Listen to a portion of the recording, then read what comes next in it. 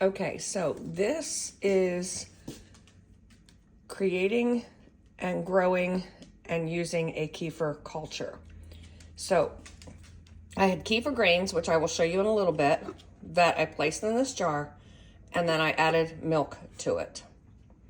Now, it was there all night, and so it is now what I would say congealed, because what has happened is the sugar in the milk got eaten up, and the bacteria ate that sugar and fermented.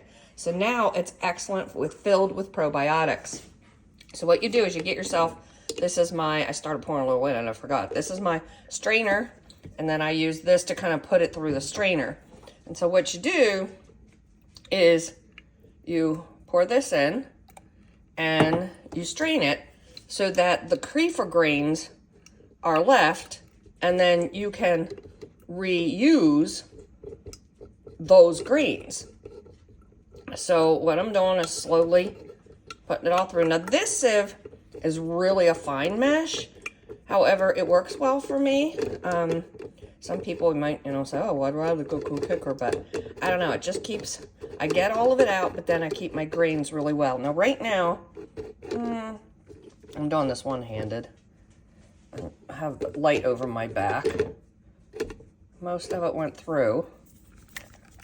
Bear with me, maybe I'll turn this light on. Okay, that helps. So, most of this went through. I don't really have any grains in there yet. So I'll pour some more in.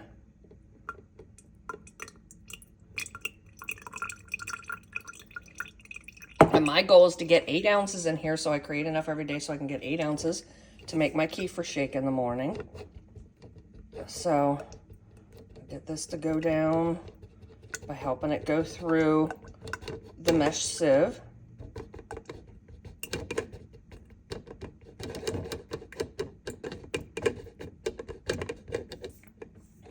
As I said, it's hard to do this one-handed. Okay. And I should have one of my stands, but sometimes even use a stand doesn't make it easier. Okay. So I'm going to pour the rest in. Now I do enough so I get 8 ounces in here. Whoa.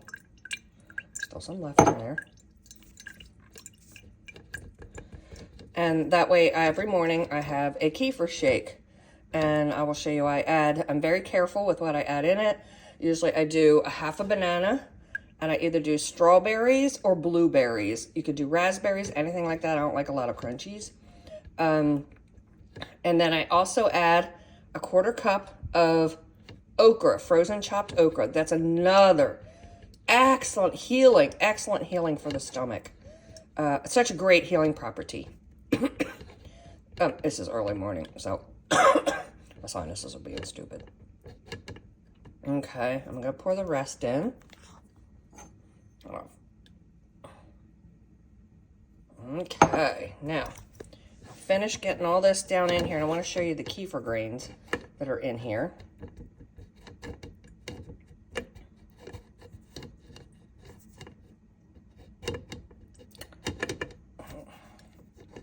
I think the hardest thing is I'm trying to do this one-handed, and I usually hold on to my thing, and instead it's just kind of like moving around all on top of my shake. Now this is my shake pitcher. My shake, I use a Ninja. I like to have something that's really high powered, so I use a Ninja, and because I want to make sure, and I put it on the smoothie shake thing twice, because I really want to get that okra completely obliterated in there, because it can be woody, and I don't like pieces and parts. I'm a texture, kind of like texture person. Yeah. Okay, so now if you see in here,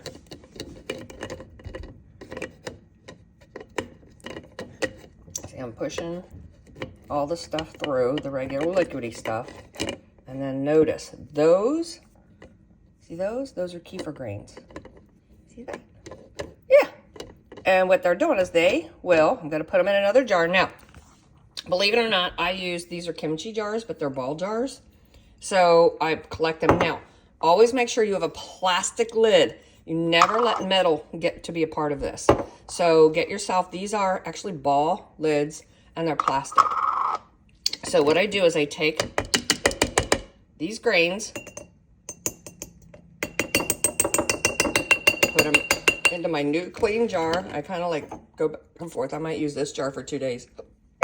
Okay, so, oops, some fell on the ground. All right, so there you go. My kefir grains are in there. And then I use, there you go, I use 2% milk. And I already have this down to a science, so I know how to get 8 ounces, because if I go above this line, when I pour my milk in, okay, it'll give me 8 ounces in my shake every morning. So there we go. I'll put the 2% milk in there. And I take it right past, well, that went a little higher, but that's okay. And then I put the plastic lid on top. This goes over here on the counter, because what it does is it likes the warmth to grow.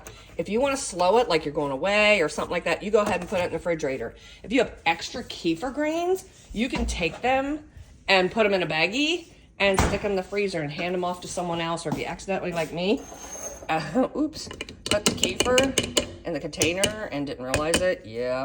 But thank goodness I always keep kefir separate. So now what I do is I use Trim Healthy Mama, and I use their plant protein and their Boa Boost powder, and I pre-package my stuff that I put in it.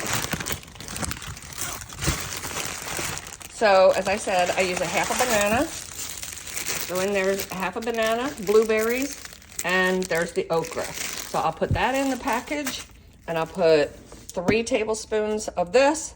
I put a teaspoon of the Boa Boost powder. Boa Boost is amazing. Amazing, amazing, amazing. And then, as I said, I have my Ninja. I love my Ninja, and I've had this one for a while. I've gone through so many of these. So my favorite's Ninja, and also there's a little Ninja, and that's the one I have at the cabin. So there you go. This is how you have kefir and create and maintain kefir, which is excellent probiotic. I don't even take a probiotic because I use this. Again, it's also lactose free, because as it sits here all day and the bacteria, good bacteria, eats up the sugars to grow, it also takes out all the lactose. So there you go. Any questions? Give me a shout.